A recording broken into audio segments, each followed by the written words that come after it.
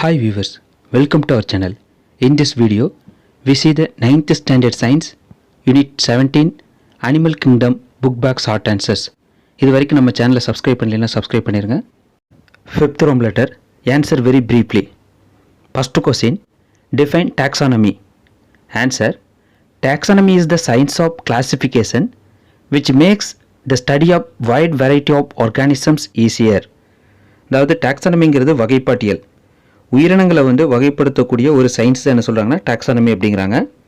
இதனால் பார்த்திங்கன்னா பல வகையான உயிர்களை பற்றி படிக்கிறது எளிதாகிறது.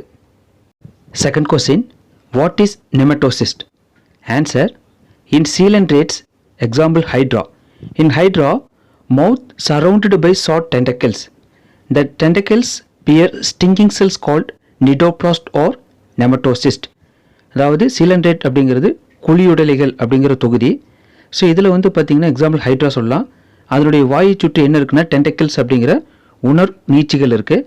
அதில் பார்த்திங்கன்னா என்ன இருக்குன்னா ஸ்டிங்கிங் செல்ஸ், அதாவது கொட்டும் செல்கள் இருக்குது. இதைத்தான் என்ன சொல்கிறாங்கன்னா நிமெட்டோசிஸ்ட் அப்படிங்கிறாங்க. Third question, why coelentrates are called diploblastic animals? Answer, body wall of coelenterate is diploblastic with two layers, an outer ectoderm and inner endoderm. So they are called diploblastic animals. அதாவது coelentrates ஏன் ஈரடுக்கு உயிரிகள் அப்படின்னு கேட்குறாங்கன்னா, ஏன்னா அதனுடைய பாடி வால் பார்த்திங்கன்னா இரண்டு லேயர்னால் ஆனது. ஒன்று பார்த்திங்கன்னா outer ectoderm, inner endoderm. Fourth question, list the respiratory organs of amphibians. அதாவது ஆம்பிபியன்ஸுங்கிறது இருவாழ்விகள். அதனுடைய சுவாச உறுப்புகள் எதுன்னு கேட்குறாங்க. ஆன்சர், கில்ஸ் அதாவது செவில்கள், லங்ஸ் நுரையீரல்கள், ஸ்கின் தோல், தென் பக்கோபாரிக்ஸ் அதாவது தொண்டை அப்படிங்குவாங்க. Fifth question, how does locomotion takes place in starfish? அதாவது ஸ்டார்ஃபிஷில் இடப்பெயர்ச்சி எப்படி நடக்குது அப்படின்னு கேட்குறாங்க. Answer, locomotion occurs by tube feet in starfish. அதாவது இந்த ஸ்டார்ஃபிஷில் பார்த்திங்கன்னா டியூப் ஃபீட் அப்படிங்கிற குழாய் கால்கள் மூலம் இடப்பெயர்ச்சி செய்கிறது. Sixth question, are jellyfish and starfish similar to fishes? If no, justify the answer. Answer, no. Jellyfish and starfish are not similar to fishes because jellyfish belongs to Cnidarians, also known as coelenterata, அதாவது phylum. Jellyfish belongs to the phylum Cnidarians. Then starfish belongs to phylum Echinodermata, but fishes belongs to class Pisces. அதாவது ஜெல்லிஃபிஷ்ஷு ஸ்டார்ஃபிஷ்ஷு மீனை ஒத்துள்ளதா அப்படின்னு கேட்டிருக்கிறாங்க. இல்லைன்னா அதுக்கு காரணம் கூறு அப்படிங்கிறாங்க. ரெண்டு not similar to each other. Because fishes பார்த்திங்கன்னா அதனுடைய பைலம் coelenterata, ஸ்டார்ஃபிஷ்னுடைய பைலம் எக்கினோடெர்மேட்டா. இதே ஃபிஷ்ஷஸ் பார்த்திங்கன்னா அதனுடைய கிளாஸ் பைசிஸ், அதாவது மீன்கள் வகுப்பை சேர்ந்தது. And also basically jellyfish and starfish are invertebrates but fishes are vertebrates. அதாவது பேசிக்காக பார்த்திங்கன்னா ஜெல்லிஃபிஷ் ஸ்டார்ஃபிஷ் இன்வெர்டிபிரேட்ஸ் அதாவது முதுகெலும்பற்றவை. பட் ஃபிஷஸ் பார்த்திங்கன்னா வெர்டிபிரேட்ஸ் முதுகுநான் உள்ளவை. Seventh question, why are frogs said to be amphibians? Answer, the frogs have dual adaptation to live in both land and water. அதாவது தவளைகள் ஏன் இருவாழ்விகள் அப்படின்னு அழைக்கிறாங்கன்னா, அது நீர்லேயும் வாழும் நிலத்திலேயும் வாழக்கூடிய தன்மை இருக்கிறதுனால இது என்ன சொல்கிறாங்கன்னா இருவாழ்விகள். சிக்ஸ்த் ரோம் letter, answer briefly. First question, give an account on phylum Annelida. Answer, the animals in phylum Annelida are segmented worms. Segmented worms அப்படின்னா அதனுடைய உடல் பார்த்தீங்கன்னா பல கண்டங்களாக பிரிக்கப்பட்டிருக்கும். Then Annelids are bilaterally symmetrical. Bilaterally symmetrical means the body parts are arranged along a central axis. If the animal is cut through the central axis, we get two identical halves. அதாவது மைய அச்சின் வழியாக உடலை பிரித்தால் மட்டுமே இரு சமமான பாகங்களாக பிரிக்க முடியும். இதைத்தான் என்ன சொல்கிறாங்கன்னா bilateral symmetrical அப்படிங்கிறாங்க. Then they are triploblastic. Triploblastic means organism with three germ layers, ectoderm, mesoderm and endoderm. They are called triploblastic animals. Then annelids are the first true coelomate animals with organ system grade of organization. அதாவது அன்னலிட்ஸா பார்த்திங்கன்னா உண்மையான உடற்குழி மற்றும் உறுப்பு மண்டலங்களுடைய முதல் உயிரி அப்படிங்கிறாங்க. Then body is externally divided into segments called metameres, joined by ring-like structures called annuli. Then it is covered by moist thin cuticle. Setae and parapodia are locomotor organs in annelids. Setae and parapodia தான் வந்து பார்த்தீங்கன்னா annelids உடைய இடப்பெயர்ச்சி உறுப்பு. Then sexes may be separate or united. United means hermaphrodites. Example, Nereis, earthworm, leech. Especially Nereis sexes are separate. Male and female are separate. It is a dioecious. But earthworm and leeches are hermaphrodites because both the male and female reproductive organs are present in the same animal. அதாவது earthworm and leechesல வந்து பார்த்தீங்கன்னா hermaphrodite அப்படிங்குவாங்க. ஏன்னா male sex ஆர்கனும் female sex ஆர்கனும் same அனிமல்ஸ்லேயே இருக்கிறனால அதுக்கு பேர் என்ன சொல்கிறாங்கன்னா ஹெர்மாப்ரோடைட்ஸ் அப்படிங்குவாங்க. இது நீரிஸில் வந்து பார்த்தீங்கன்னா மேல் அண்ட் ஃபீமேல் செப்பரேட்டாக இருக்குது. Second question, differentiate between flatworms and roundworms. First, flatworms. The flatworms come under phylum Platyhelminthes. Then roundworms. The roundworms come under phylum Aschelminthes. Then flatworms are acoelomate, but roundworms are pseudocoelom.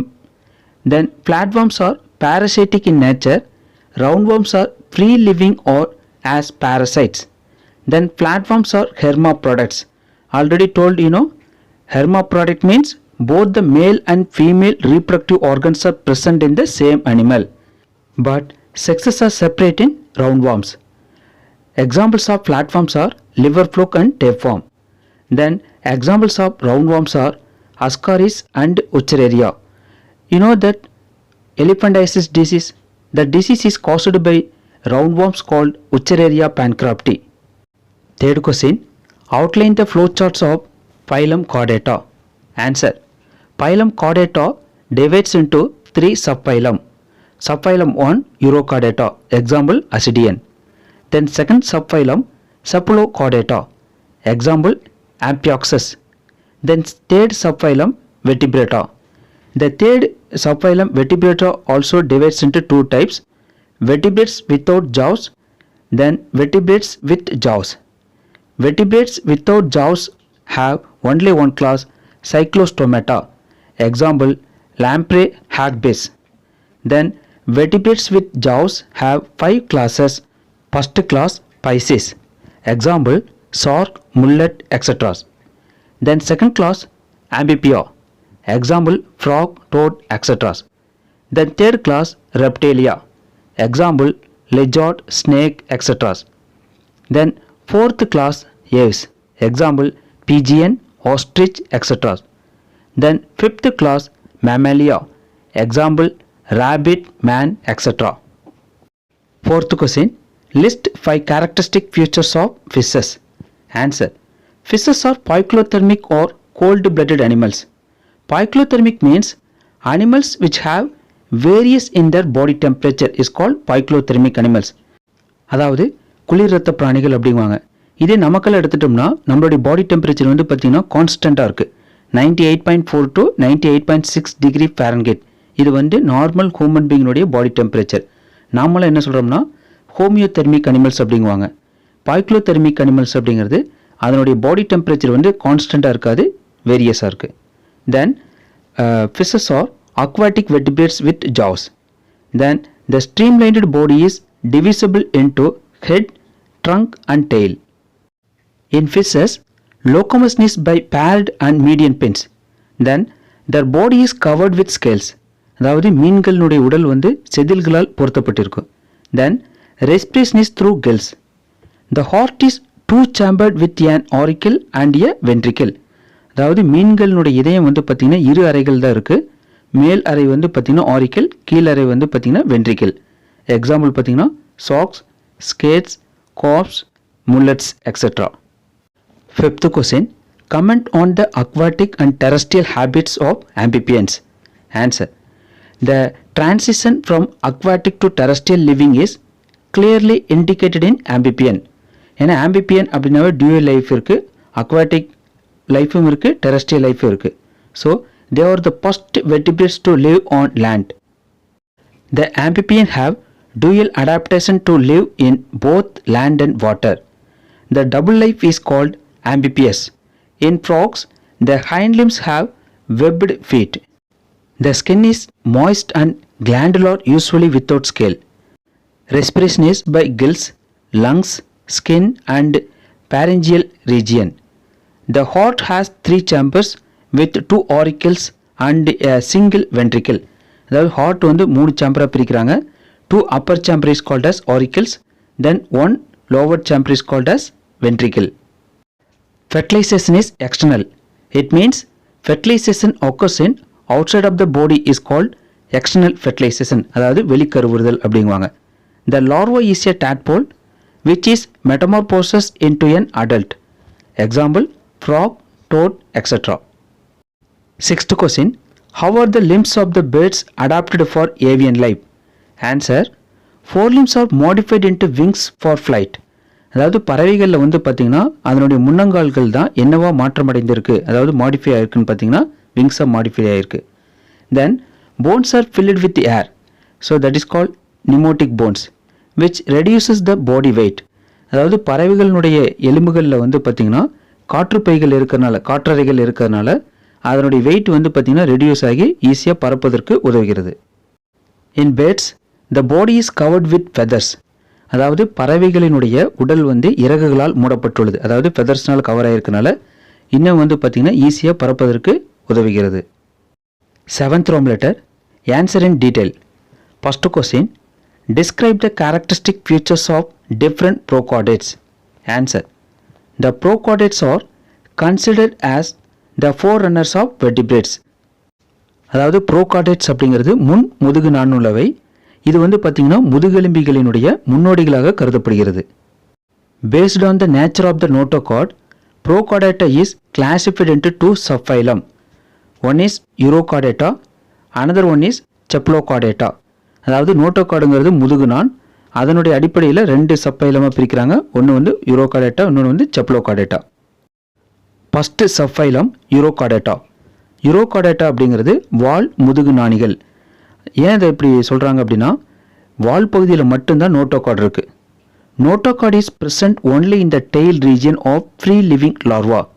Then adults are sessile forms and mostly degenerates. அதாவது முதிர் உயிரிகள் வந்து பார்த்திங்கன்னா இயல்பான அமைப்பை இழந்து தரையில் வந்து ஒட்டி வாழும். Then the body is covered with a tunic or test. Example, Ascidian. Second subphylum, Cephalochordata.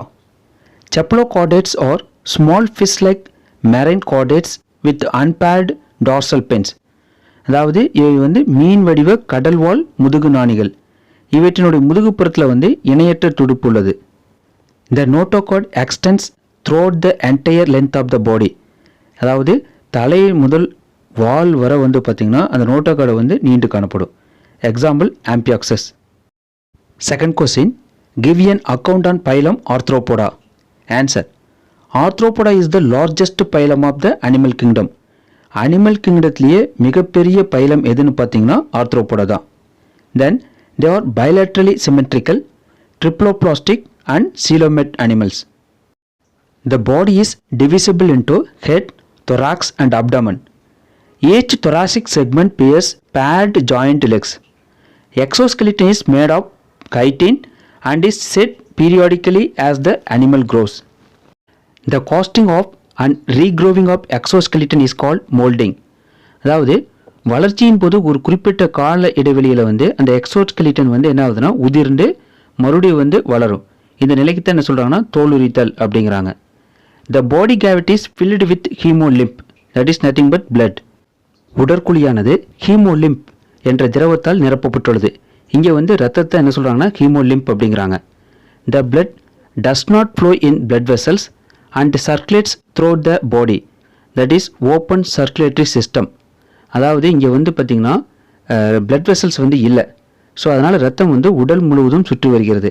இதைத்தான் என்ன சொல்கிறாங்கன்னா திறந்த வகை இரத்த ஓட்டம் அப்படிங்குவாங்க, அதாவது ஓப்பன் சர்க்குலேட்டரி சிஸ்டம்.